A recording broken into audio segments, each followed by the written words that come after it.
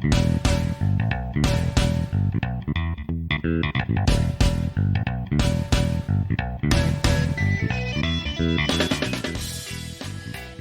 and welcome to a very special 94th episode of The Goods, a film podcast. It's special for a few reasons. One, we're in person. We're sitting in the same room. It's uncommon. And two, Will's here. Japan. He flew back. He's back in the United States. He's in my house. He's in my basement. And Brian's here too. Three of us in one room recording an episode of The Goods together. Unprecedented.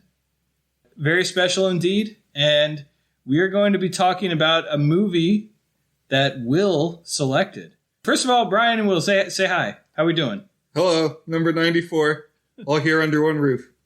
Hey guys, it's Will. I want to say, Dan, every time I listen to a new episode, it seems like the way you say The Goods, a film podcast, gets more and more enthusiastic. Here from Japan. We're getting gooder and gooder, I think. So, Will, what movie did you pick for us to watch?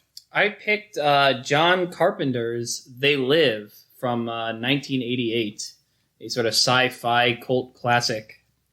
And this is the third time that Will has joined us on the podcast. Previous two times he phoned in from Japan, and he picked Asian films. So he picked Tokyo Drifter and then In the Mood for Love. And now that you're back in the U.S., you picked an American film. So we're glad to have you, our first time three-peater on the pod, as far as guests go. And They Live, John Carpenter, 1988. I had never seen this before. Brian, what about you? Yeah, I knew this one by reputation, and I'd seen some clips. This is one I learned about through James Rolfe's Monster Madness marathons in October. He did a review of this one that intrigued me, so I'm glad to finally check it off the list. I was inspired. I feel like we need to do a they month. Oh. All they movies. Or them, you know. Like there's them, the giant ants, there's They Live. I feel like there's one that's just called They. Is They're Back? They're Back. There's We're Back. Oh, that's We're Back. Okay, gotcha. But I'm sure there are others. Yeah. I had some in mind before I came today, but now I am scratching my head. They're out there, though. Maybe that's the name of a film. So, Will, why did you pick They Live as the selected film for us to talk about on your third appearance on The Goods? Well, there's a few reasons, and I'll come to me. First and foremost, I think my first two selections for The Goods, Tokyo Drifter and In the Mood for Love, did not really accurately portray my film viewing habits. If you heard me choose those two movies, you would think I'm some kind of snobby cinephile, but in reality, I'm a sucker for Marvel movies and franchise films and B films and everything like that. And so I figured They Live. It's a cult pick, but it's definitely, you're not going to find it on number 50 on the They Shoot Pictures, Don't They? Like you would find In the Mood for Love, or even in, the sort of same status that a Japanese cult film would have, like Tokyo Drifter. So that was the first movie. I wanted to pick something a little bit more schlockier, a little bit more up my alley.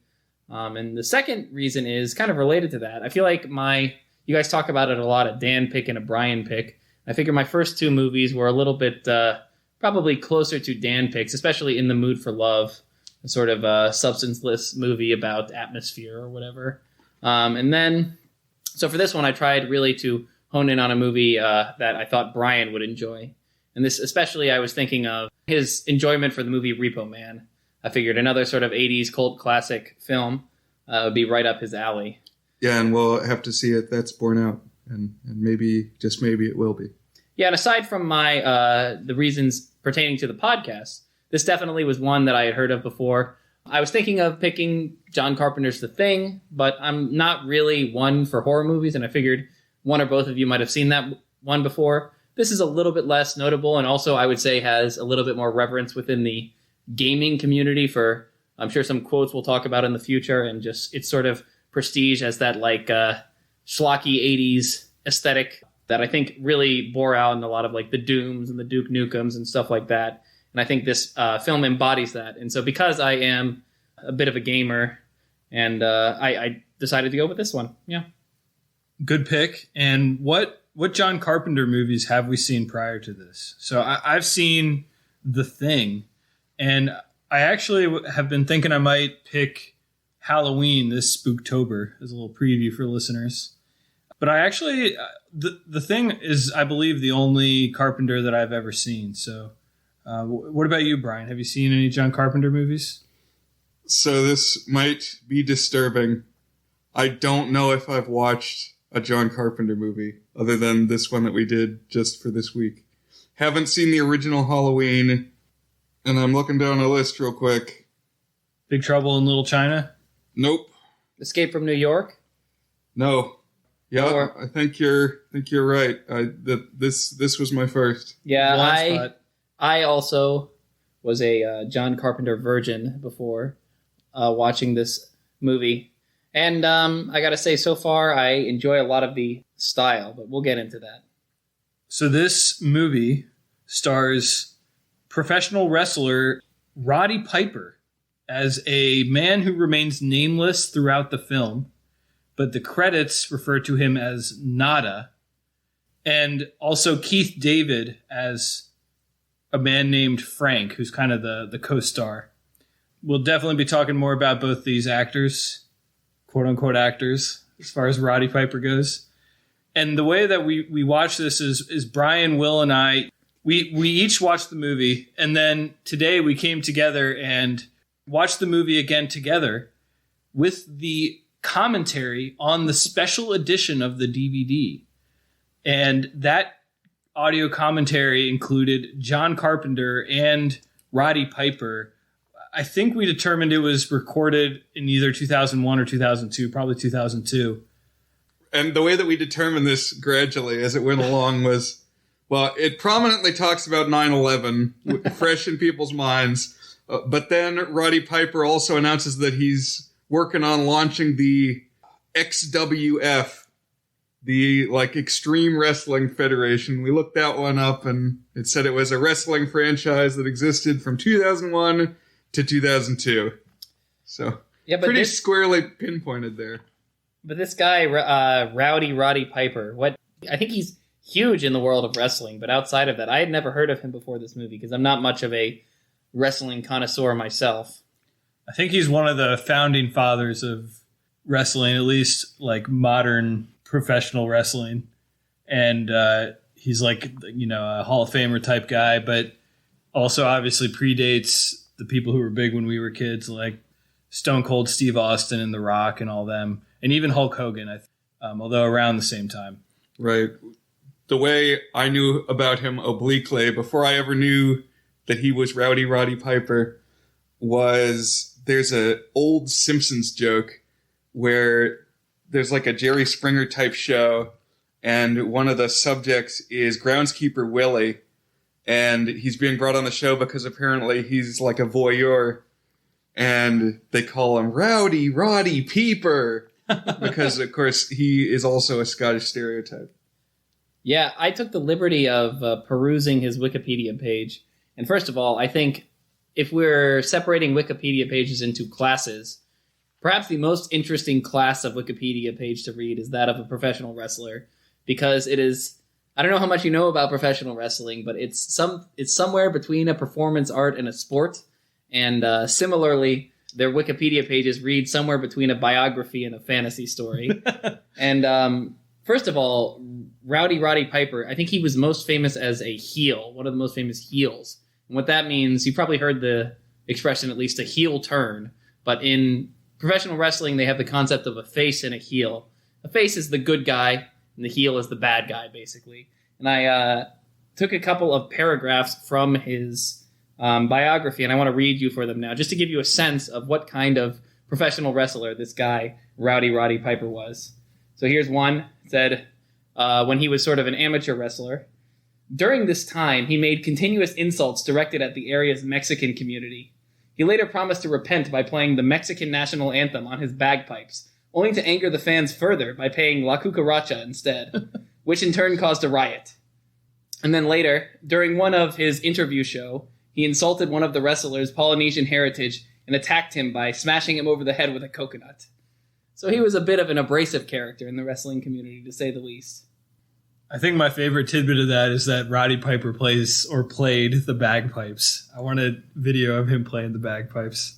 There was another one where they said that in one of his matches, somebody stuffed his bagpipes with toilet paper so he could not play them when he did his walkout or something like that. He was his whole persona was a angry Scottish guy, although in actuality he was Canadian. Which Brian noticed because we've talked about this on the pod. Canadians have a few words they say, and the giveaway for Brian is what word, Brian? Sorry. They say a long O sound. They don't say... When I pronounce it, I say sorry. S-A-H-R-Y. But no, with them, it's like S-O-H-R-Y. Sorry, like they're soaring through the sky. Sorry. Yeah. So, yeah, we watched this commentary with John Carpenter and Roddy Piper, and I think the consensus between the three of us was that it wasn't the most illuminating. Roddy Piper seemed like a very out there character who probably has suffered some hits on the head over his career, although he was still fairly coherent. He wasn't that incoherent, but he just kind of was rambling about memories he had and thoughts that he had about different things. And John Carpenter would get in a line here or there, but it basically was two buddies reminiscing rather than really any sort of analytical breakdown. Although I think maybe we have a couple of little tidbits that we learned from it that we can sprinkle in as we go. But you said it was a more substantive commentary track than some, right? More worthwhile?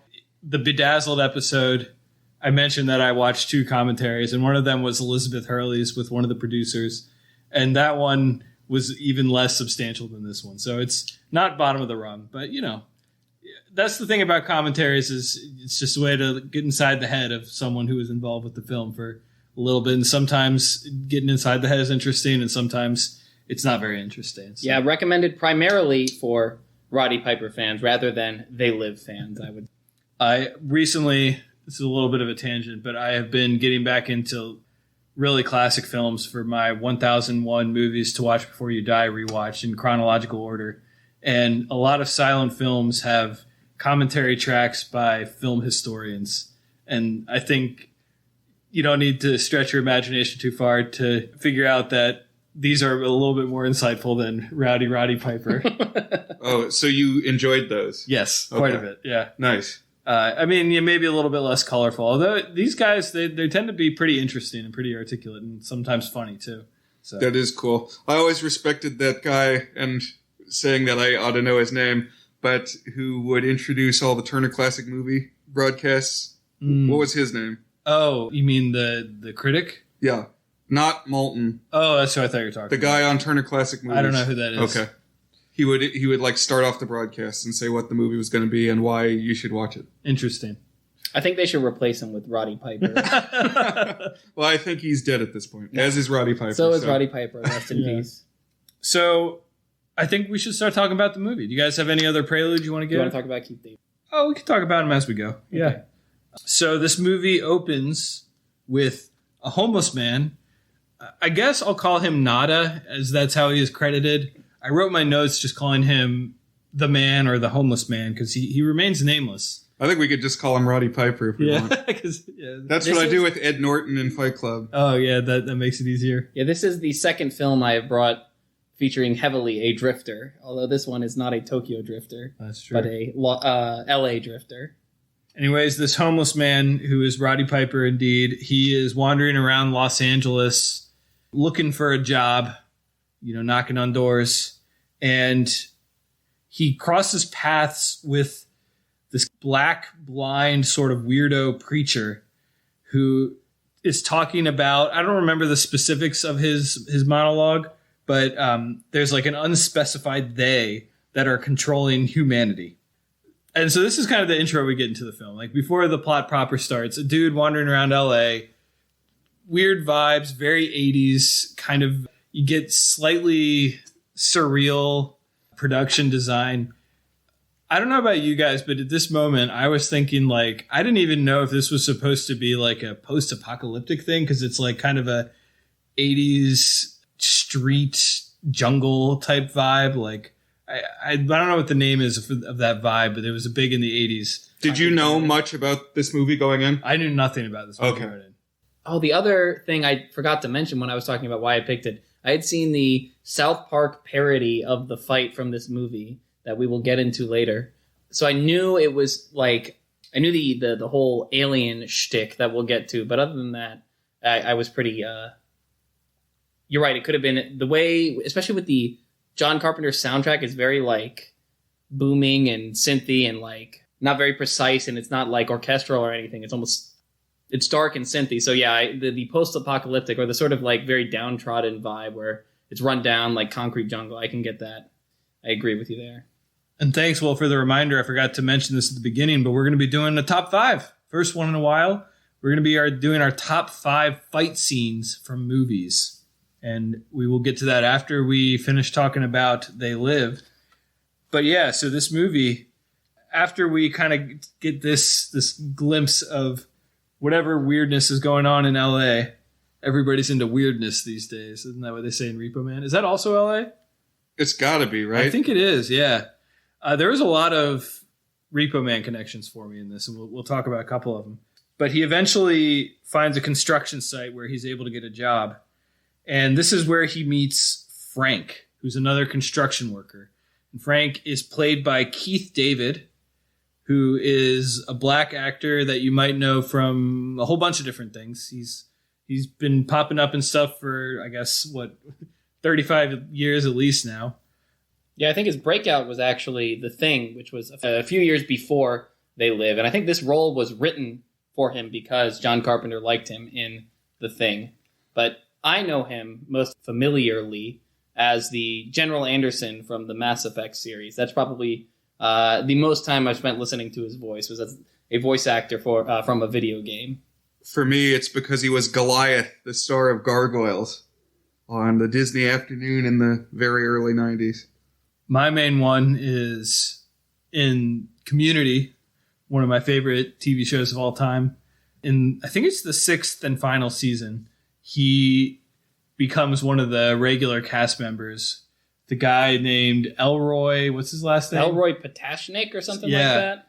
And he is absolutely hilarious in that. It's every time I watch his episodes, I grow more fond of his performance. He's got some great line deliveries. Will and I were at a beach house last week, and we were watching some Community clips. What are some of the best ones? Well, the one that we kept coming back to was so paintball as a shtick is it's like it comes back. All their sort of climactic episodes in Community are about paintball, and at one point they're talking about paintball, and he just looks at the group and goes, "Paint, ball." Yeah, it's pretty good. It's and confusion. Then I think his most famous line, at least the one I've seen referenced the most often, whatever corners of the internet that I hang around that refer to obscure season 6 Community scenes, anyways, is there's one little plot thread in one of the episodes where he's addicted to praising white people. Well, it's encouraging. Encouraging. Because that's even better. They're down on themselves. He's got to make them feel better. The way he described it, he says, you just got to find a white person and say, hey, you, just keep doing what you're doing. So that's a man who knows how to get some meatballs or something like that. But the way he described it, he says, but as with any addiction, sometimes you take it too far. And then it flashes to him at the reception singing with the microphone, praising a guy for wearing pants. He's like, look at the pants on this guy. You keep wearing pants. Anyways, the way that episode resolves is the wedding that they're at ends up being between two characters who didn't realize that they are cousins or second cousins or something like that. And then he jumps up and he says, now there's a man that knows how to marry his cousin. And it's absolutely terrific delivery. Probably in my top 20 line deliveries in TV comedy history.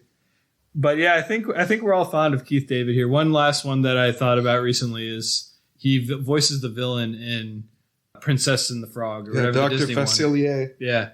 And he's also the, I love Adventure Time. And if you go back to your old culture blog, earnthis.net, I guest wrote a top 25 Adventure Time episodes. And he plays I think his name is the Flame King, who is a recurring character. He's not a lead role, but he's a recurring character on that. So anyways, after their workday is done, Frank, Keith David, takes Nada to this little, I guess they call it a shanty town in the commentary. I was thinking it was like a little co-op almost. It's like all these poor homeless people working together kind of in this little, it's a parking lot, I guess, and they're making like little sleeping areas and stuff. I guess you'd call it a shanty town. Yeah, I guess it's just an abandoned lot where homeless people congregate. And I guess when you're homeless, there's the simultaneous problem of finding a place to sleep and also finding somewhere where the police won't bother you. And so they tend to congregate in abandoned lots and stuff like that, I guess. I think there's a kind of silent understanding with law enforcement that they won't mess with you here. Not that I have ever been homeless, so I cannot really speak from experience, but, you know, that was my understanding watching it. And this, whatever you want to call it, this shanty town is led by this guy named Gilbert. And we kind of see as he's settling in here, we get glimpses of TVs in the nearby neighborhood. And there are TV broadcasts that are being disrupted by this guy. It's like he's infiltrating the airwaves. And he claims that TV signals are enslaving the population and that the TV signals need to be stopped at their source. Or some sort of, you know, what sounds like a conspiracy theory, mumbo jumbo, you know, stereotypical aluminum foil on the head type conspiracy theory. I think it's interesting to note that the Max Headroom piracy broadcast occurred the year before this movie was made, in 1987. Signal intrusion, that's what they called it. Are you familiar? Only very vaguely. Why don't you explain it to us? All right, so I believe what was being shown on the channel was an episode of Doctor Who, like a really old Doctor Who episode. Probably less old at the time because it was 1987. But this guy breaks in, like, presumably he had access to some high-level broadcasting antenna to be able to do this. And I'm not super knowledgeable about the tech involved, but he had some kind of tech that would let him break in to the signal. And he shows up on screen wearing a Max Headroom mask, who is an 80s spokes character who is kind of a fake virtual person. And, you know, it was almost kind of the thing that Max Headroom would do because he, like, lives in a television.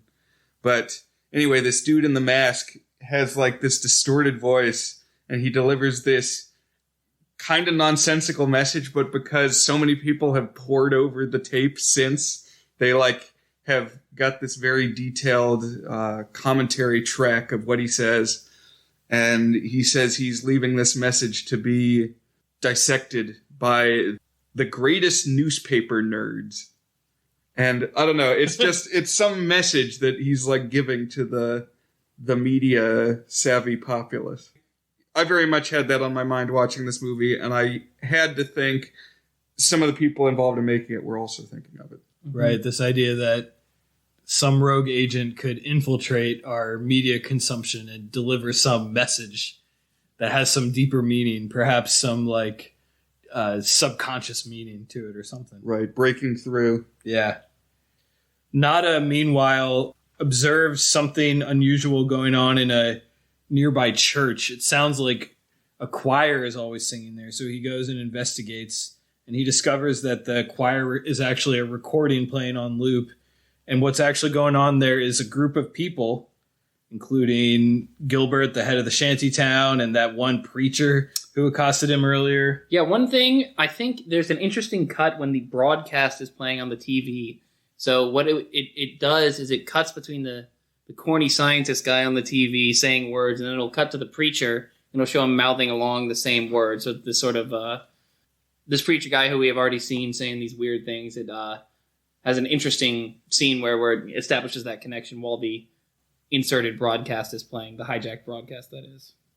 And what Nada sees in the church is this group of people who we kind of all are now grouping together as this, I don't know, some people who are collaborating on something, is that they're in this church dealing with this electronics equipment. They're up to something. It's not quite clear exactly what it is at this point. But there's something going on.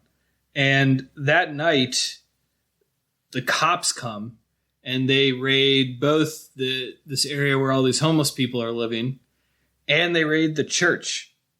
And so now a lot of the people that, he had been staying with are kind of on the run now, running out. There's kind of mass chaos.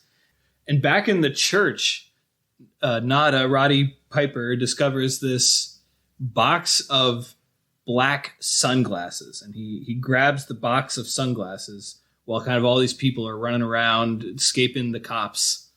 And then he dramatically puts them on. And when he puts these glasses on, he starts seeing the world different. So this is, I think, one of the most interesting scenes of the movie. I would have to imagine it's one of the most iconic ones, at least it like hits on the theme of the film. Because when he puts these on, he sees the world different. He's got a new vision now. He can see the world as it really is. And what are some of the things that he sees? Well, the world's in black and white, for one. And any mass media message, he can peer through and see the subliminal subtext. And generally it's just big white blank squares with one word emphasized or two words. And it's always something like obey or consume. Breed and reproduce. And aesthetically, it really reminded me of Repo Man, because one of the distinctive things of Repo Man is that all of the products that you can buy off the shelves have plain white labels with black text. So you're not going to go buy Budweiser beer at the convenience store. You're going to walk in there and you're going to buy a 6-pack of white cans that have the word beer on it in plain black text. And it's definitely a similar aesthetic and also somewhat of like a kind of a similar purpose of kind of deconstructing the way that corporations and marketing and advertising kind of fancy up their stuff to really just hit your lizard brain in some way. Yeah, they have a whole big newsstand of just these blank white magazines with the solid black text. And I would have liked to have seen a shelf of Repo Man food up alongside this newsstand. But the big thing, even beyond all that he sees, is a bunch of the people that are wandering the streets don't look like people anymore. Will, what do these people look like? They look, I guess, like ghouls. They have the figures of human, but instead of having normal human faces, well, it looks like they all are wearing some kind of toupee, but their faces are all these like huge, sunken, almost reptilian eyes, and their mouths are, you've got the lips stripped back, so it's just teeth, and it's like their flesh is decaying, or it's almost skinless. So they're human-ish, but at the same time, their faces are so deformed that there's certainly something alien about them. Right, and the thing that I thought of with these aliens, I don't know if we know right away that they're aliens. It becomes gradually clear that they are aliens. I think you see spaceships and such, so it's, I guess, a savvy viewer would infer they are aliens based on the tech level and stuff like that, but it's not confirmed until much later. I think you're right. But I thought they looked like, if you've ever seen pictures of Egyptian mummies with their face kind of decayed and like their skin crawling, like kind of sunken back and tightened back and just kind of not very skin looking anymore. I confess, the thing that I thought of when I saw them, and this is going to sound kind of goofy, but some kind of fucked up Furby, almost like a hybrid between a Furby and a human. I don't know what it's like to me, and granted, for the lion's share of the movie, you only see them in black and white. But, you know, if you see the poster or you see the DVD cover, in color, they're blue and red. Like the bare flesh bits are red like they would be on a person, but the skin is like bluish. And to me, it looks almost like a luchador mask. It's like a Mexican wrestler skeleton, like a sugar skull. I think Day of the Dead. Interesting. So like the characters in Coco, I recently rewatched that one. It was basically skeletons with the sort of almost like black highlights where the bones are, right? Mm-hmm. Tracing the structure. Interesting. So we have Roddy Piper now seeing the world as it really is with his magic sci-fi sunglasses. And he's just kind of soaking everything in. We get this multi-minute scene of essentially him just walking around looking at the world through these glasses. And who are the aliens primarily? I think it makes it clear pretty quickly the type of person who is these alien figures. Right. They're typically rich people and typically powerful people. I think probably every single one you see is also a white person. I don't think there's a single black person who is one of the aliens, but that's a good point. I don't know if that was intentional or not. And this is really when it becomes quite obvious that this is not just strictly a sci-fi story. It is a pointed social satire. So we can talk a little bit about this. I don't think it is an uncommon viewpoint among really any political group that rich people are manipulating things. The powerful are manipulating things against them. Brian, what were your thoughts on the kind of nature of this commentary? Okay, so I was going to hold off the rant for a little while, but I will dive in now, I guess. But if anything, this film has gotten more popular and more ingrained in the zeitgeist in the years since it came out. Like, I don't know how big of a splash it made when it was initially released, but it wasn't huge. But it remains in the cultural awareness today. And what I'll say is that the people I see sharing They Live memes online tend to be right-wingers.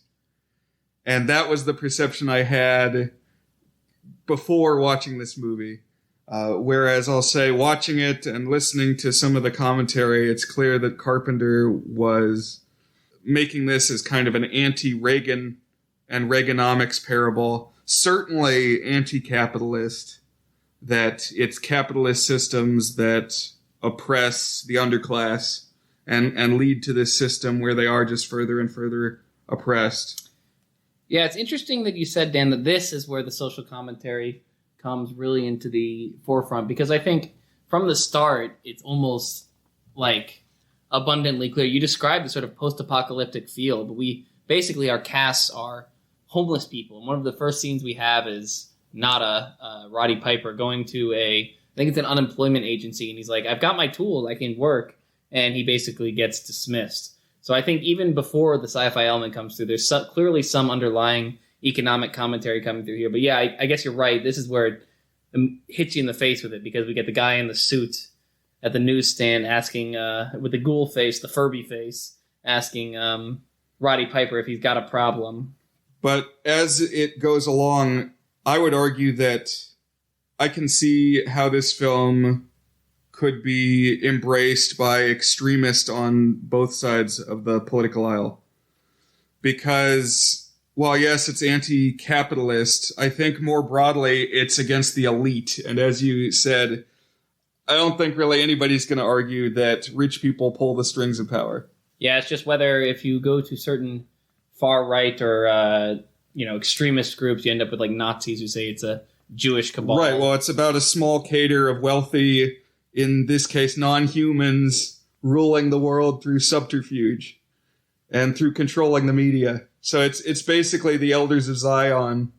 The old conspiracy theory. JQ. It's that was one of my. I was a little so when I came out of this movie, that was one of the thoughts I had myself. I said, I am almost 100% sure some neo-Nazi has watched this movie and been like, yeah, this movie gets it, despite the fact that it's pretty, I think, overtly a anti-capitalist thing. Someone's going to read it and say, oh yes, this is about Jewish people controlling everything. Right, but multiple times they call out globalism. They say there are no more nations. It's basically the multimedia, the mass media is this power that supersedes all nations, and they're the ones broadcasting these subliminal messages. They're this force of brainwashing and indoctrination, pushing their insidious agenda, and I very much see that in the right-wing talking points these days. Yeah. I agree. I think it's a choice of the film, and I think it maybe weakens, waters down the satire effect of, to some extent, the fact that it's like so on the nose and just not very incisive in its satire. Ham-fisted? I don't know if ham-fisted. Well, it certainly is somewhat ham-fisted. It's like bluntly commentary. It's not even beating around the bush at all. The sign that I think tells you that it's anti-Reagan rather than pro-right-wing argument is there are some of these brainwashing signs say marry and reproduce. Whereas I think if it were the other way around, it would say something like question your gender.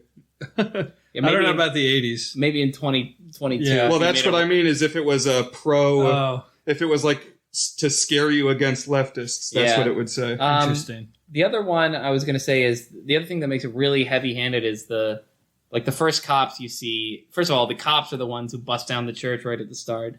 And then coming up, I know we've completely derailed the recap at this point, but coming up in the recap, he has a conflict with two cops who are, both aliens. So I think it's pretty apparent that the cops are controlled by the alien cabal, if you would call it that.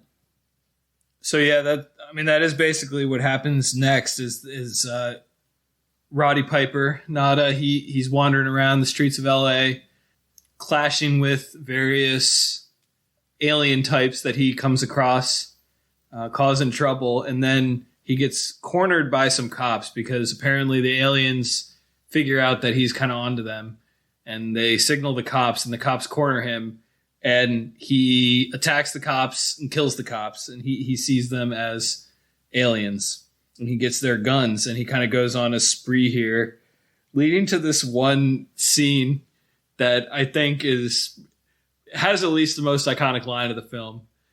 He walks into this bank. I'm just imagine you're a dude in this bank. You're going to the bank. You got to get your cash out. You got to go pay your rent or buy your dinner or something. And this dude with this wild energy, this pro wrestler energy, comes in wearing sunglasses, holding a shotgun. And what's the line that he says, Will?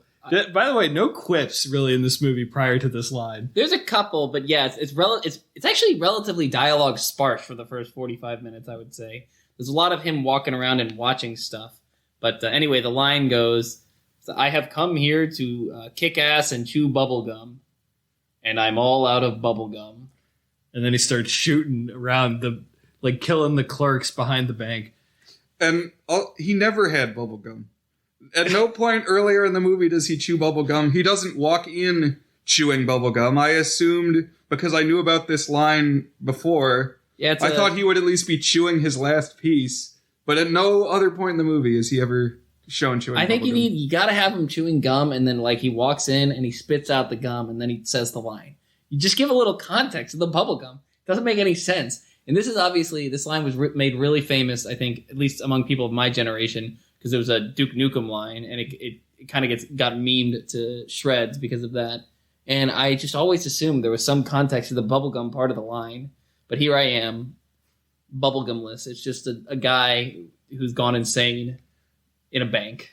Who knows? And I think the commentary said that Piper actually brought this line to Carpenter. And Carpenter liked it and brought it in. I think that's something they said. But one thing we haven't talked about yet that I think becomes gradually more apparent as the movie goes on, especially as we get some of these action scenes, is that the energy that Piper brings, the physicality,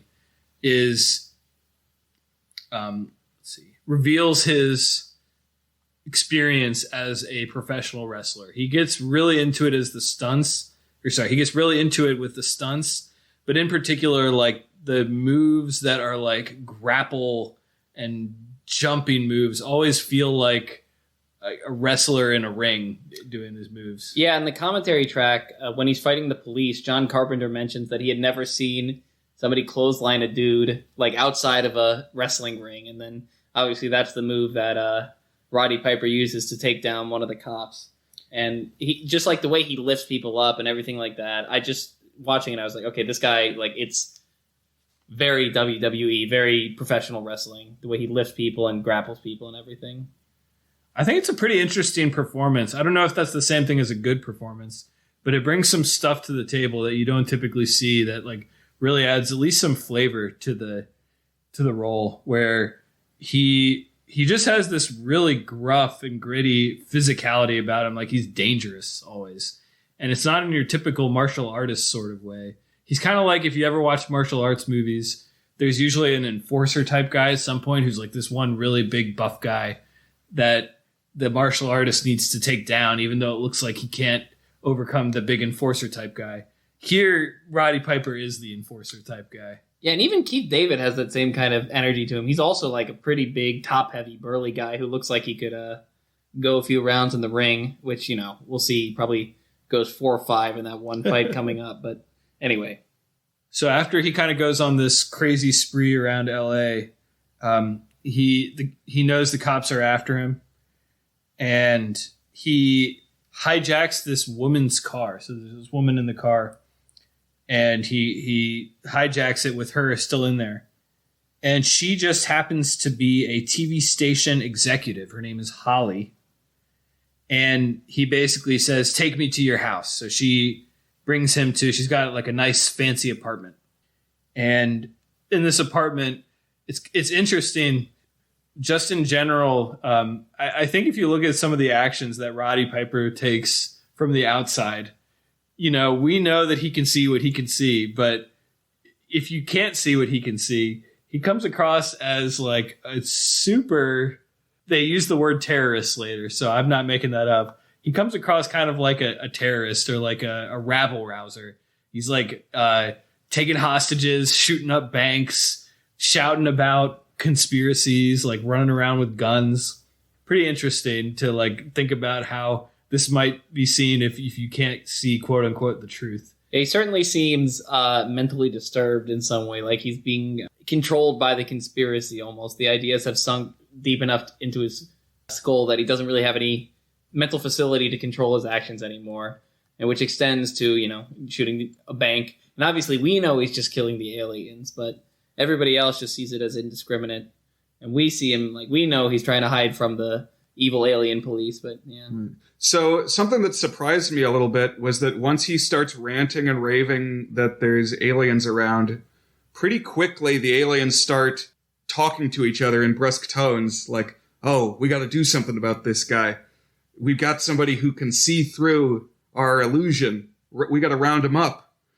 I think they should have played it cool. Like, they should have not acknowledged it. They should have been like, what the hell are you talking about, dude? When there's only one guy who's got the glasses running around crazy, they should just act like he's crazy.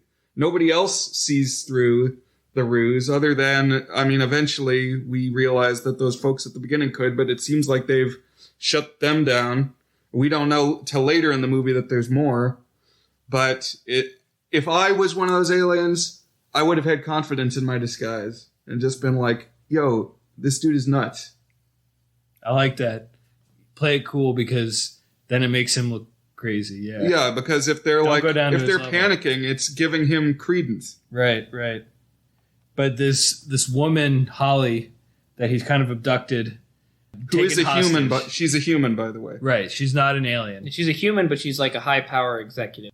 And she works in the media. Yeah. So as we go along, we realize that, not every cop is an alien. Not every media personality is an alien. There's humans sprinkled through the ranks. Yeah, I think it has already happened by this point, but he encounters one cop who's a human, and he just tells the guy to drop it and run away. And because, he's only killing the aliens, not the humans. So this woman he has obviously a tense conversation with, and he's trying to convince her that aliens are real and you'll just understand if you look through these glasses, which if, someone came up to me and said that, then I would be very nervous myself, especially if they had a gun. At the same time, how much of an imposition is it to put on glasses? If somebody's got a gun to your head and says, put on these glasses, it's like, okay, that's a pretty easy thing to do. He's not making me rob a bank. He's not making me climb a skyscraper. He says, put on a pair of glasses. She kind of confronts Roddy with that. She says, he's like, just put on the glasses and you'll see. And she says something like, oh yeah, I'll see whatever you want me to see because you're pointing a gun at me. Right, so, but it's with the tone that she doesn't believe him and won't believe him, but it'll say what he wants her to say. What? But it's like, it would not be hard for her to just put him on. And the other thing is, she's like about to put him on, and she says that, and he like gives up. He's like, you'll never understand. But I think she would understand if she put on the glasses. Just have her she's basically offering to do it. And then she'll realize that you're not crazy. And then you can move forward from there. But anyway. So it starts to simmer down a little bit, and it seems like they may be, starting to be cool with each other, when abruptly the woman basically like knocks him out a window with like a swing of her arm. And it's a brutal fall. He like falls through this huge glass window down multiple stories. She's on this steep hill, and like the whole front of her house seems to be glass, like, sugar glass, like in an old West town. I was going to say, he didn't shatters fall that hard. out. He didn't fall that hard into the window. I would not want those windows on my house because like a road trip sends you falling down 5 stories or whatever. Damn, I tripped on my Roomba. Now I've collapsed 40 feet. Yeah, and he's rolling down the Hollywood Hills all of a sudden. So now he kind of recovers from his fall, gets up, and he's now on the run because, of course, he killed people and the aliens are on his scent. And at some point, he bumps back into Frank, Keith David. And, of course, he tries to tell Frank about the aliens, but Frank isn't buying it either. And this is what leads up to, I think, the scene that inspired Will to pick this movie, which is he tries to get Frank to put the glasses on, and Frank refuses over and over. And finally, they like get into a fist fight about it. But it's not just a fist fight. They get into a like 6.5 minute long brutal fight that whenever you think it's over, it's just gotten started. And let's talk a little bit about this fight, because I think this is one of the iconic things about this film. So, Will, tell us a little bit about this fight. So from the start, I think they're like trading blows, and right off the bat, I think anybody who has ever seen a professional wrestling match at this point, if you were not convinced so far that this guy was a professional wrestler, this would do it to you, because the way he lifts people, where he's got him by the throat, but he also has another arm on him, so he's not actually lifting him by the throat, and all their like throws and stuff like that they do, it all just reeks of WWE and whatnot. And it's just they're getting beat up, they're bleeding, and they're all on the ground punching each other in the face. And at one point, Keith David's head is smashed against the ground a few times, and Brian commented that he got the heebies and the jeebies looking at the open wound on the back of Keith David's head. And they're going at each other with 2x4s. And then there's this one comedic moment where Roddy accidentally breaks the window of Keith David's car, I guess. And then Keith David tries to smash a bottle, but the entire bottle smashes in his hand. And it's so over the top that it is humorous. And at some point, I think the fight recognizes the comedy, but it's just like, it's so long. Yeah, it's obvious that this is an important scene in the film for whatever reason. I mean, it's very apparent that they cast a professional wrestler in the lead role so that he could do this. And I think the message is that the underclass is too busy fighting themselves to rise up against the oppressors. And I think it's important that it's a white man and a black man who are doing that to each other. And this, to me, further emphasizes that this is left tilting and not right tilting. Yeah, and it's interesting. Like, this fight, it's literally 2 homeless people. It's like one is he's just brutally beating his friend or his coworker, his cohort, to just see the truth. And throughout the movie, and at this moment, I really thought about The Matrix. So in The Matrix, you get like the red pill and the blue pill, right? Take the blue pill and everything goes back to normal, and the red pill and you see the Matrix, or you realize what's going on. I don't know the exact quote from Morpheus, but and then in this movie, there's no red pill and blue pill. There's just a guy swinging a 2x4 at you, telling you to put the glasses on so you can see what he sees. And I think the word I would use for this fight is artless, in the sense that it's very different from the graceful martial arts fights that are very choreographed, but there's just like a fluidity to the movement of those types of martial arts movies, whereas this one is just like blunt hamsticks smacking each other. Yeah, it's a brawl. It's not a duel. It's a brawl. They're punching each other and throwing each other against walls and smashing each other on the ground, and there's a lot of blood flowing down there. They've got like abrasions and stuff like that. Hamsticks. Hamstick. One thing I read, there's a famous fight from a 1950s John Ford film called The Quiet Man, and that Carpenter was inspired by that. And basically the premise of that is in the climax, I haven't seen it, but from what I understand, in the climax of the film, the hero and the villain basically just have a several minute fight that just spans the entire set. Yeah, they the keep traveling. Town. Yeah. Going from place to place and just still fighting. And just keeps going on and on. So I think that this is in a similar vintage where the endurance is very much an aesthetic aspect of it.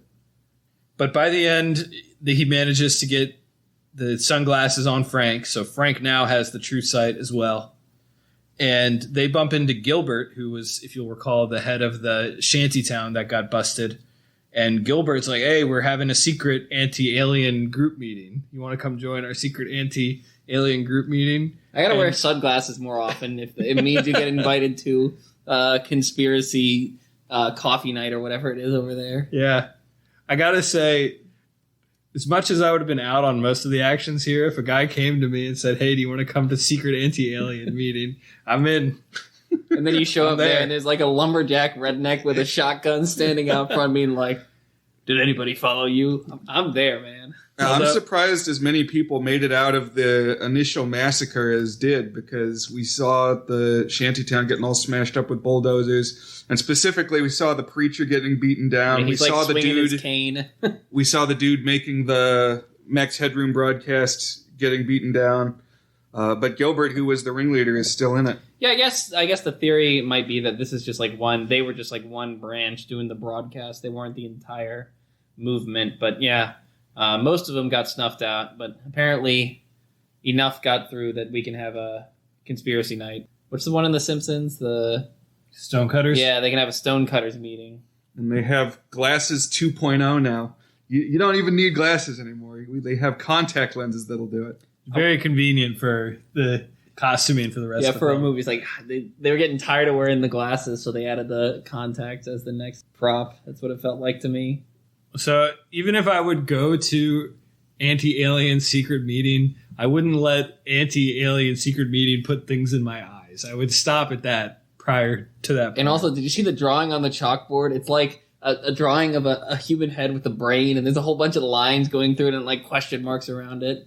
At some point, I think they would lose me with the anti-alien conspiracy talking points. But one person who's at this meeting is Holly. So she has now received her true sight. Which kind of makes sense because he left his glasses behind at her house when he got knocked out the window. Yeah, so for some context, you could figure out, you could piece together, she must have put on the glasses and now... Right, remember Roddy, he took a full box of shades from the church, and he brought it out, and he took one pair, and that was the one he was walking around with, and he stashed the rest of the box in a garbage can. But then he lost that pair when he got bitch slapped out the window. Terrible place to leave something important, by the way. Why leave it in a garbage can? And then, lo and behold, he goes back, and the garbage truck has arrived and has taken his secret sunglasses again. But he gets them back, and that's why both he and Keith David are able to have a pair. It's because he didn't just have the one pair, he had a whole box of them. So Holly, I guess, had his original pair. A couple of talking points from this meeting. One is that part of the way that the aliens are taking control of the humans is by manipulating the climate, or they're getting resources out of the climate. So I thought it was interesting. It kind of read as a proto-climate change, a little bit of political messaging. Yeah, so when I heard about like the climate stuff, the resources, I was thinking this definitely, it's like, so we've got the aliens, I guess they're the literal first world and we're the literal third world that have sent their people to exploit our resources. So I was reading it as a sort of anti-imperialism thing, like especially with the like Reagan and stuff like that. Yeah, they do say they're warming up our planet so it'll be more like their planet. Oh, they do. Yeah, you're right. They say that. Was global warming a thing in 1988? I know there's like, they always talk about like you'll see online some news article from the 40s where somebody talked about it, but I don't know if it was a widespread understood phenomena. Yeah, I don't know. It's interesting. I'm not sure. You were born in 1988, Dan. Come on, why don't you know this? I am an 80s kid, so I'm the only 80s kid here. I could also be a 90s kid because I had most of my youth in the 90s. Yeah. So I get to claim both. But anyways, this this meeting, this anti-alien meeting, gets raided by the cops, aka the aliens, at some point. Just lots of alien raids going off, I guess. And almost everybody there is killed, though Nada, Roddy Piper, as well as Frank and Holly both managed to make it out alive. And shortly thereafter, there's like somehow they have some alien tech which they're able to trigger, which opens up this portal in the ground. So Holly's kind of run off in a separate direction, but Frank and Nada are together, and they open up this hole in the ground, and they jump in together. And now they're inside the alien base, and they get pretty quickly mistaken as fellow aliens, or perhaps fellow alien supporters. Right, collaborators. Yeah. And this part almost broke the movie for me. It was real dumb to me that the aliens don't catch Roddy Piper at this point. Like, he walks right into their big congratulatory victory meeting that, hooray, we've just smashed the resistance. And, you know, like a day ago, they had Roddy's face all over the news. Here's this mass murderer. Here's this dude who can see. Be on the lookout. And he walks in, and they're like, oh, hey. Yeah, it's almost farcical, because even at there's this one point where there's two security guards, and they hear over the radio, they're like, we got him. And then they like high five and run off. It reminds me, you ever see Scott Pilgrim vs. the World? Mm-hmm. There's the vegan police. So after they get Todd, who's the failed vegan, there's this like slow-mo high five they do and run off. And the guards running off that after they apparently got Roddy Piper reminded me of that. I recently watched the Jordan Peele movie, Us, and Jordan Peele's third movie just came out. That one's called Nope. And there was like a viral tweet where somebody said, 3 consecutive brilliant movies. We got to be talking about Jordan Peele as one of the best horror movie directors ever. And this was just some rando who did this, but Peele himself replied and said, no, man, how could you disrespect John Carpenter like that?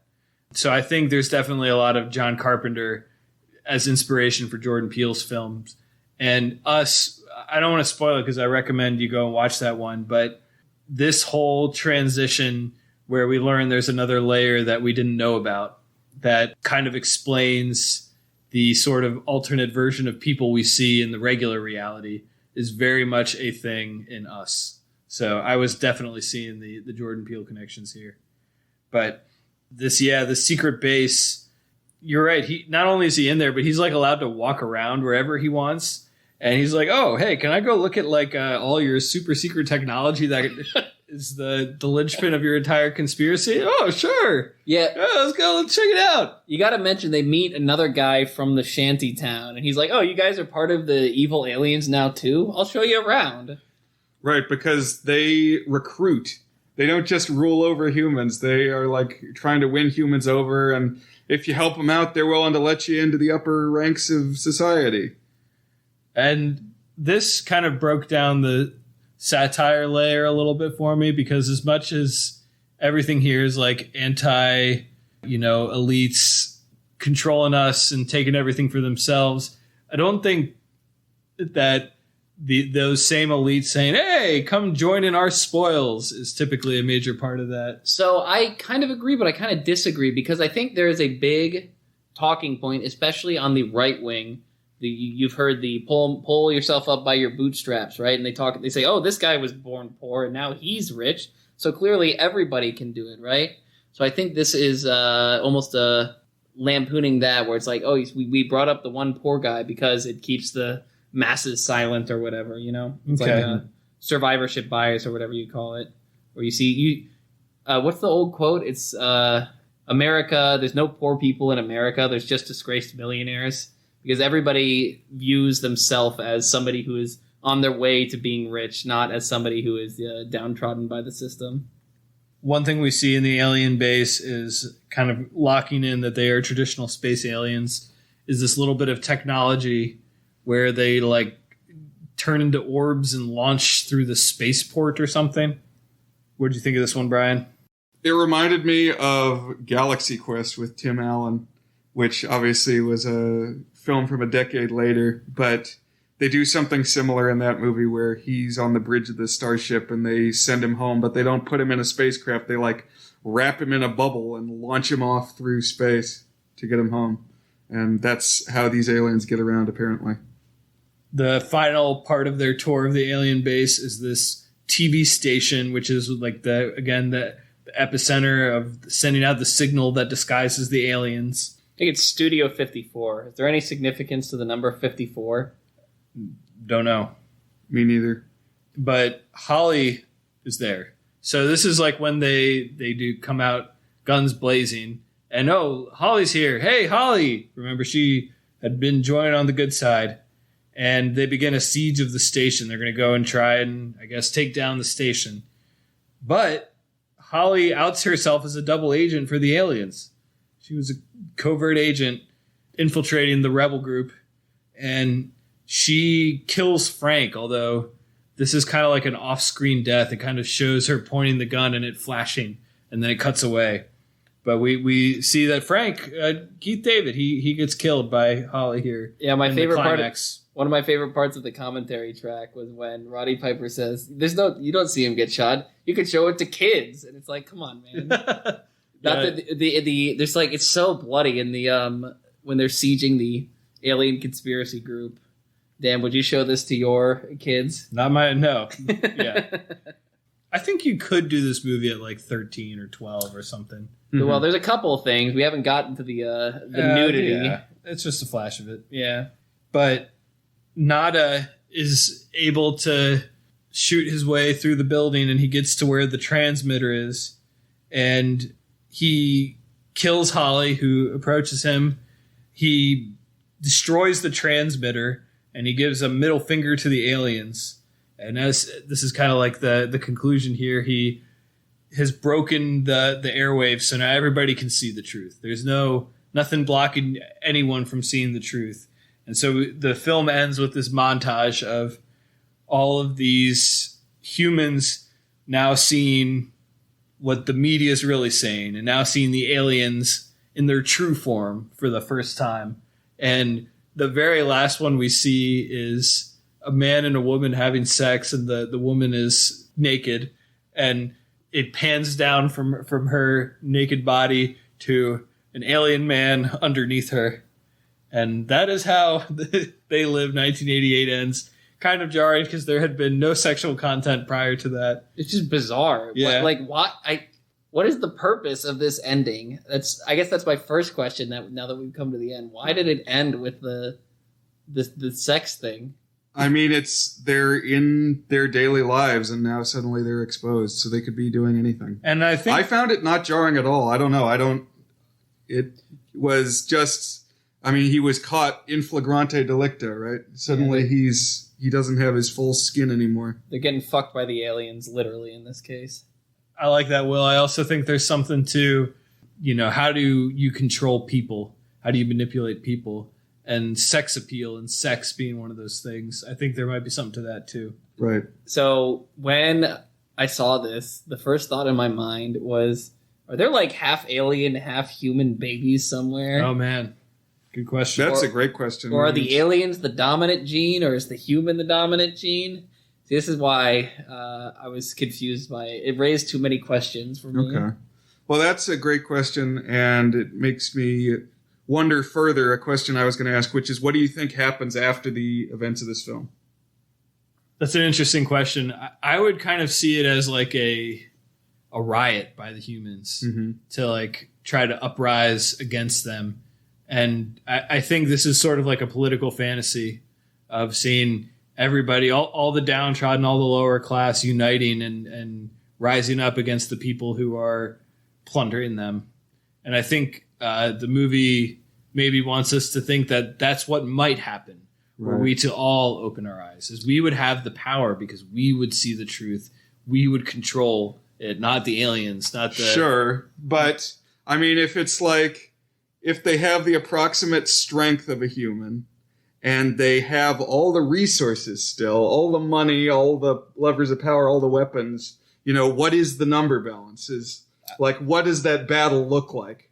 That's true. They might have like the firepower and the tech, but I still think the aliens' real weapon was that nobody knew who they were. Control. So now you know who your enemy is. You can see it very clearly, and you can fight against that. And we don't get enough of a vision, but just by kind of extrapolating and bringing in what is clearly the politics of the movie into it, I would imagine there's far more humans that are getting exploited than there are exploiters who are like rising to the 1%. Yeah, I can tell you, I read while we were watching the commentary track, this is based off of both a short story and a comic, and I did not read the comic, but I read the short story, which is 5 or 6 pages, quite short. And the way, it's like the stinger of the short story is Nada was not alive to see he was alive to see the war start, but he wasn't alive to see its end.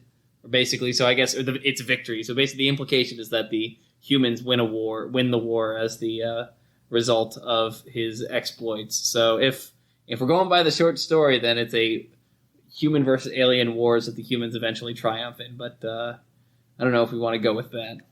A couple of tidbits from the commentary I wanted to sprinkle in before we get to our good things, not so good things, our rating, and then our top 5. So one is at the beginning of the film, we had the preacher giving his little sermon, and then some of the other people kind of talking about what they were seeing with the aliens before we saw it. And one thing we learned was that Carpenter took inspiration from Macbeth, the witches at the beginning, who are kind of telling a prophecy for what's to come. And I kind of like that. I think that's a good story structure. Yeah, what did he say? He said the blind who can see, which is somewhat, I guess, a Shakespearean construct. So, another interesting thing we learned is that Carpenter and Roddy Piper actually met at perhaps the most historic pro wrestling event ever, WrestleMania 3. I think that was the one where Hulk Hogan picks up Andre the Giant and like tears a muscle doing so. I think that's one of, if not the reason why it was so famous, because they were like, that was the title match. And I think that was just as pro wrestling was really starting to break out too. Mm-hmm. Unrelated, but another cultural touchstone that was on my mind watching this. 1988 was also the year the Pee-wee's Playhouse Christmas special came out. Any particular reason that one came to mind? Just a bunch of 80s guest stars. Okay, yeah. Yeah, apparently it had the record for the largest indoor event until 1999, and it was in 1987. So it had the record for the largest indoor event for 12 years, from 1987 to 1999. Wait, if it was in 1987, it means they must have met right before they started filming the movie, because the movie came out in 1988, and this was in March 1987. Yeah, probably not too long before. Another thing I liked from the commentary that made me laugh is Roddy Piper had this anecdote he repeated like 4 times, which is that fans thought that his body was digitally altered or digitally placed on some bodybuilder because he looked more buff in the movie than he did in wrestling. Yeah, he kept on saying, they thought you put my head on a bodybuilder or something like that. It made me laugh. Last thing I really liked was apparently they rehearsed that iconic fight for 2 months, which is pretty awesome that they got to really nail it, and shows you how much effort they put into getting it right. The other thing was they rehearsed it in John Carpenter's backyard, is what they said. All right. Any other things you wanted to add, observations? Just a couple of as far as the editing goes, there's a lot of especially early in the movie, cutting between the high class stuff and the low class stuff, sort of really cementing the rich poor divide early on. And obviously that bore out at the sort of alien, not so alien thing. Right. I really liked how it would cut to the broadcasts of these very bourgeois, over-the-top, materialist 80s ads, and then it would cut back out to the lived experience of these homeless people in the junk town. Yeah, and another thing, I guess it's a good thing, but I don't know. I really like Keith David's delivery on every line is always... he just has first of all, his voice is... I don't know how to describe it. It's really deep and really rich, and just the way he delivers lines is really good. There's one point after the big brawl where they go to the hotel and he leans. They're all beat up and they're wearing the sunglasses, and he leads forward up to the teller and he's like, "We need a room." It's the way he says it is it's very pointed, and it's just I really liked his delivery for a lot of the lines. Yeah, he's got a sonorous voice. It's I like it too, for sure. All right, let's talk some good things and not so good things. What are some things you liked or didn't like? Brian, why don't you share something? I really dig the vibe of this movie. There is like almost a subgenre of 80s sci-fi where you got to have the practical effects, and there are a few this one made me specifically think of. One was Night of the Comet, which is a 80s movie about this comet that passes over Los Angeles, and it turns everybody to dust, except for people who, for one reason or another, were like in a bank vault. And so this very small group of survivors meets each other, and the sky is this deep red color, and they're just walking around LA. And I don't remember if it was while we were recording, but Dan was talking about this movie, especially at the beginning, kind of having a post-apocalyptic vibe. And that's what I was feeling a little bit. That against the clashing images of 80s materialism I really dug. Yeah, speaking of the effects, I was a big fan of, like, whenever he put on the sunglasses, I thought it all looked really, really good. There's one, I think, shot where a spaceship blew up that wasn't the greatest, like, CG, but, like, the shots of all the signs saying obey and consume, breed and reproduce, and then he would take the sunglasses off and you would see, like, the advertisements as they were. The stuff like that I thought was really effective and evocative. Like, I thought it looked really good as well. It was convincing. Because in the commentary he said a lot of it was like matte paintings or whatever. And I thought it all was, I wouldn't have predicted that just from looking at it. That stretch when he puts on the sunglasses I think is absolutely terrific. It just really effectively communicates what is the core theme of the film visually. It's like you get it there. And it also is just really striking to look at because you have this color versus black and white contrast. And it's like expressionistic when you see him looking at some of these places that just are like these black and white words with these long, flat white surfaces, like these images and words colliding with each other. It almost made me think of Dr. Caligari from 1920 or whatever it is, where you have like these kind of weird shaped walls that are all very flat, but like very twisted proportionally. Some of the stuff kind of looked like that, a couple of shots. It's really interesting. Yeah, I think that obey sign in particular has become kind of iconic. I feel like in there like stickers or T-shirts or stuff like that skaters put on their skateboard that say obey and stuff like that. Right. I think that's a thing. The street artist Shepard Fairey made use of it. Yeah, there you go. I don't know if it officially, like, it originally comes from this. I guess it's a relatively common sentiment, but I certainly thought of that when I saw the obey sign. I will praise, the action is certainly very unique, and I kind of like the down and dirty feel of it. At points, it does feel like watching like an extended WWE special or something like that, but I don't think that's necessarily a negative thing. I think Dan mentioned earlier it gives a uniqueness to it, and it might not be as like it's obviously not well choreographed martial arts, or it's not like the super visceral stuff you see from films that really try to prioritize like gritty, realistic action. But at the same time, it's a performance art, and I think it's effective for these two burly, would you call them, Dan? Ham sticks mashing into each other. And I think it works really well in this context. I'm still trying to figure that one out. Are the hands the ham sticks, or is the person as a whole a ham stick? That's a new term for me. I came up with it on the fly, and you can project whatever you want onto it. I think I was thinking the arms, but I don't know. There's a certain oomph to the action and the energy of the film, like whenever something physical is going on. And I did like that, especially with Roddy Piper in the lead, they were able to do some of these like really physical stunts. There's just a physicality to it that is different from like your typical action movie, but it's still very much there. Yeah, on the other side of the action, we have like when the various police raids, and I think you mentioned the apocalyptic vibe.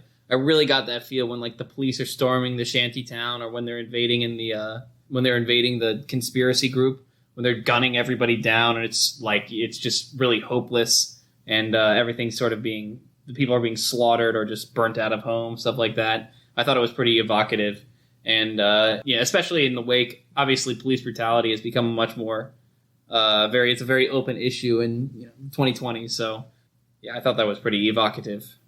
What are some things we didn't like about this movie? I think the pacing, I don't know if it's bad necessarily. It's really strange. It has such a slow build up, and then you get to sort of the promise of the premise of the movie, where it's like him with the sunglasses looking at all the signs and stuff like that. And then you get this sort of the final heist on the news station. Almost feels like a coda.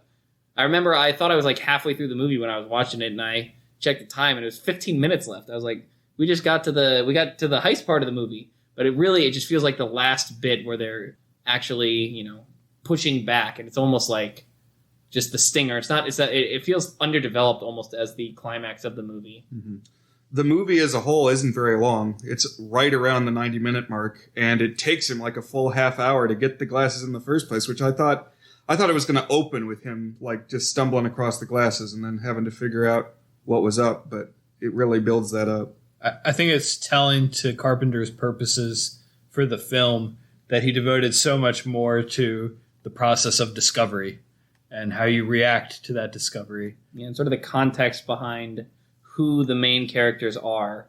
The fact that they're both like working poor, I think, is pretty important to the story. I don't know if it would be a very different film if instead of a working like poor person, Roddy was like a middle class businessman or something like that. You could certainly have an interesting film there, but it would be very different, I think.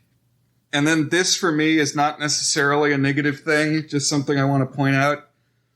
I guess all satires work because they comment on the way things really are, and they pick at some issue that's affecting real society. But my takeaway from this movie is that there didn't need to be aliens for this problem to still exist. Like, this is against capitalism, that the engines of capitalism create this inequity. And I mean, even at the point we're at in this story, there's already humans sprinkled all throughout it. It's like these aliens aren't acting any different than a human would act who had risen to the top of the heap and is stepping on the people underneath.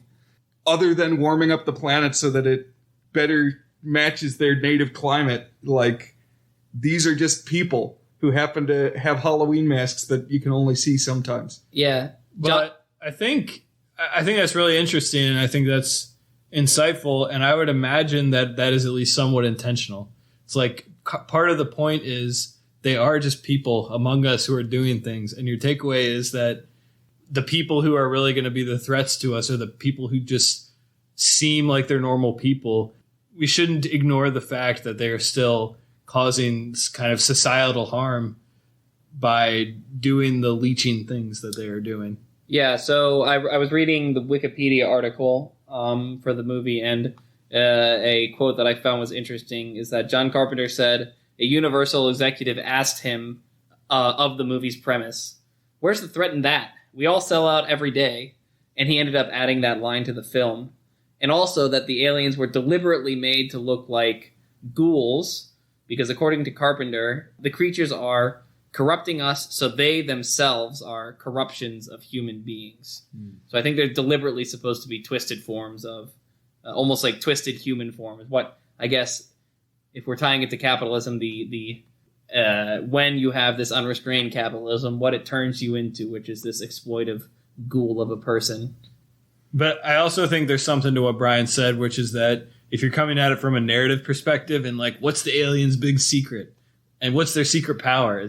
There isn't really that. They're just like other things that are kind of humanish that we don't really get further insight into what it is. I guess. Right. And in a similar vein, I think you can say the same thing about the publications. All this media that they have that now he can peer through and see what they're really trying to say with it. But like, I think if you read whatever the article is, it would probably make the same point, be insidious in the same way. What I was thinking of was in The Simpsons where they, the episode with Yvonne Etniage, where they say that they're experimenting with the subliminal, liminal, and superliminal. And then he opens the windows and says, "Hey, you, join the Navy." He's like, okay. I don't see why not. Yeah, so I thought that was kind of what was going on here. It's like, they didn't necessarily need this underlayer. They're probably telling you the same thing in their broadcasts. Yeah, I guess it's not subtle, and it's almost it almost detracts from it by basically tacking on the aliens on top of the world, because normally when you see I guess the classic horror examples, right? Zombies are metaphor in many ways for mindless consumerism, right? Am I right about that? Oftentimes. Yeah. So in this, we have, like, imagine if like all the characters were already mindless consumerists and like the zombies existed on top of that. You sort of detract from the metaphor when you do these things. So I see where you're coming from, is what I'm saying. But it makes you think. And it's a cool visual. Yeah, we live in a society. Anybody else have any other thoughts on the movie before we throw a rating on, or any things they wanted to share? Oh, I think I did earlier, but I wanted to praise the soundtrack. John Carpenter composed it himself. It really adds to the, like you said, the apocalyptic vibe, the sort of booming synths and stuff like that. And I cannot express enough love. Keith David has been cemented as an actor I like. I think I will basically watch anything that has his voice in it or him acting in it. He's just, in every interview I've seen, I watched a couple of interviews with him. He just seems so likable and just like a really goofy, funny guy. So, yeah. It also, I would say this is a good thing, and it only adds something, I guess, if you've seen the other movie, but it reminded me a lot of Dawn of the Dead from 1978, which also has some of that anti-consumerism commentary, but it's just got a lot of that, like, synthy dun-dun-dun as people are running around tight corners, blasting monsters with shotguns, and there's, like, sprays of blood, and just a similar feeling in that one. Oh, yeah, I wanted to ask, so I mentioned earlier that this thought made me think of The Matrix, and the sort of the big fight scene in the middle is a guy forcing his friend to see the truth. I'm just wondering, what do you guys think in that situation where there was some secret conspiracy, and would you try and bring your buddy in on it, or would you let them live in blissful ignorance? I guess that's the whole question of The Matrix. It's like, is it better to live in ignorant bliss, or is it better to see the light, even if it's, it ends up getting gunned down by helicopters on the roof of a news station after blowing up a signal transponder or whatever it is? I think for me, it's a sliding scale. And on the goods, we deliberately avoid politics, which I would say is just by the nature of the personalities that Brian and I have, which is that we might hold, to be honest, I don't even know exactly what our overlap or disparities are, and I probably wear it on my sleeve a little bit more than Brian does.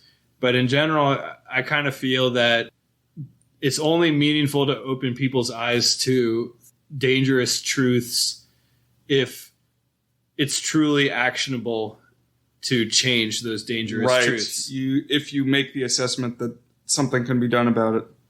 And whether that change itself is even meaningful. And I think this way a lot, like there's so many dangers and bad things that could happen and ways that people could be working against you. And I think that a lot of them are true, but I think a lot of them are not worth the mental bandwidth or the verbal bandwidth to spend too long parsing into. Obviously some of them are to varying degrees. I'm not saying don't care about anything that happens around you, but I would say also don't care about every single thing that happens around you. And that's kind of a general statement, but like everything from just like basic safety precautions, you can't prevent every single thing, but like on a cultural level, there are forces that they're just going to exist and you either need to ignore them or consume them and be okay with that. But like worrying about every single problem out there is not going to fix the universe. It's just going to give you bad mental health, Yeah, actually, I didn't even think of this before I said it, but I have these stupid policies I kind of govern my life by, and one of them is what I call the super volcano policy. And the reason I call it that is when I was in like 4th grade, I learned that Yellowstone is a super volcano, and this like dominated my nightmares for weeks and months. And then at some point it clicked to me. I was like, it's a super volcano. I can't do anything about a super volcano. There's nothing to be done. Maybe it erupts. Probably doesn't. Hasn't erupted for a long time. Who knows what's going to happen? So it's a super volcano, but I'm not going to be the one to solve the super volcano problem. So when I approach problems in my life, I'd like to think about them as the super volcano problem. And is there something I can do to fix the super volcano? Otherwise, probably not worth worrying about. I remember watching multiple specials back in the day, like on the History Channel and the Discovery Channel, of what are the top 10 things that could destroy the world right now. And yeah, they're saying, oh, well, the Yellowstone supervolcano hasn't gone off in a while, and solar flares and gamma rays. Oh, right. And yeah. giant meteors. EMP from the sun was one, and a meteor was one. And then obviously the last one, they'd say, and the most likely of all, because it happened back in 1920, is a pandemic. And then, well, that finally happened. So I guess we're just about ready for that Yellowstone. Yeah. All right. So let's rate this film. So Is It Good is our signature section where we each give the movie a rating on our 8-point goodness scale, ranging from very not good, which we mark as a 1 out of 8, to our masterpiece rating toward a good, which is an 8 out of 8. So I guess the order that we typically do is would correspond here. Brian going first. So Brian, is They Live good? This was a treat. I think I've undersold it so far with some of my commentary, but I'm giving this one a 7 out of 8. Exceptionally good. I think this one has some super memorable visuals. It's one I've been looking forward to watching for a long time, and it's definitely the kind of movie that's up my alley. There's spooky aliens on every corner, and they're plastering up these things. You need the special Viewmaster Legend of Zelda Lens of Truth thing to see through. And, I mean, you got old 80s TV stations, which is an aesthetic that I like a lot. It's the cable broadcasters who have all the power, which just think about how atomized media has become in the decades since. It's like nobody has the power of the big networks from back in the day anymore. No single source, although, of course, we've got big conglomerates who are trying to get there. Yeah, that's something we didn't really talk about. And another question I wanted to pose was, what does They Live look like in 2022? Is it the television set dominating us now, or is it I think the obvious candidate is the smartphone and the Instagrams and all that. Maybe instead of sunglasses, it's an Instagram filter that lets you see the ghouls or whatever. Mm-hmm. Anyway, I digress. I mean, I think many satires don't feel even all that satirical 20 years later. And obviously we don't have aliens going around, but I think the mind control, this Orwellian thing of technology controlling our brains by directly shooting tailored visions that alter our perception is closer to reality even than it was when this film was made. Right. Yeah, that's the other thing. That's the other thing is it's more prescient than ever. So It rates highly for me. So Will, is They Live good? So for me, when I was looking up this movie, I think I pulled up its Letterboxd page, and I think one of the taglines of one of the reviews was the Citizen Kane of B movies.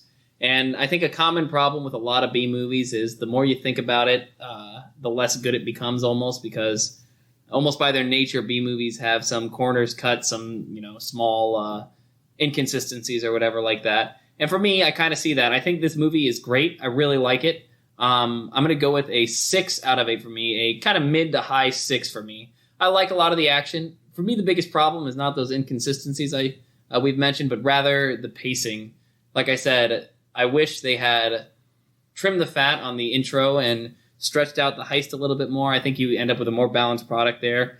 As it is, I think this one ends a little bit abruptly, and while I like a lot of the evocative social commentary and a lot of the visual effects with the ghouls and the signs and things like that, I think in the end, the decisions and the pacing result in a movie just short of spectacular. So for me, I'm going to I'm right on the line between a 5 and a 6, and I'm going to land on a high-ish 5. I'm going to say this is a good movie. I did like it quite a bit. I think it is clever. I think it has some really terrific segments, some great action. I think the fight is really awesome, and just the way it takes it to an extreme is really compelling. Overall, the story was ham-fisted with its ham sticks. I don't know how much you could actually take out of this. Like it was almost so on the nose that it lost its cleverness to some extent. And I'm not going to try to go out here and try and tear down why did I not put this at exceptionally good.